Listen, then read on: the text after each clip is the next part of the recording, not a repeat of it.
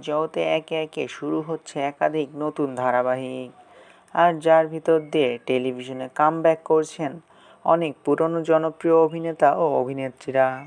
কিন্তু এবার আর ছোট পর্দায় নয়, বরং বড় পর্দায় একসাথে কামব্যাক করতে চলেছেন তিনজন জনপ্রিয় ধারাবাহিকের অভিনেতা।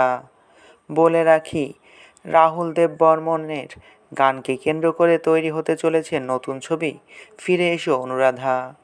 আরডির 8টি গানকে কেন্দ্র করে চিত্রনাট্য তৈরি করা হয়েছে। ছবিটি মূলত তিন বন্ধু রাহুল, দেব ও বর্মণের গল্প নিয়ে তৈরি। রাহুলের চরিত্রে থাকছেন জনপ্রিয় অভিনেতা নীল ভট্টাচার্য, দেবের চরিত্রে থাকছেন মিঠাই খ্যাত অভিনেতা আদ্রিত রয় ও বর্মণের চরিত্রে দেখা যাবে জন ভট্টাচার্যকে।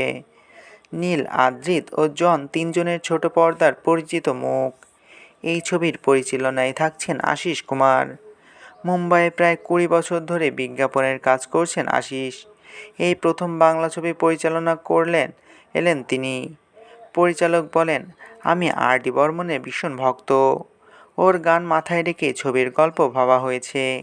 এটি মূলত একটি মিউজিক্যাল, ছবিতেও ওর অনেক গান থাকবে। এই ছবিটি আর.ডির প্রতি আমার শ্রদ্ধার্ঘ্য বলা যেতে পারে।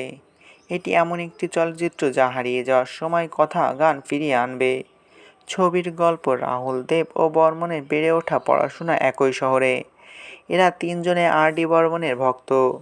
কিন্তু এদের তিনজনের প্রতি এক অপ্রত্যাশিত মোড় নেয় যখন তিন বন্ধু অনুরাধা নামের একটি মেয়ের প্রেমে পড়ে।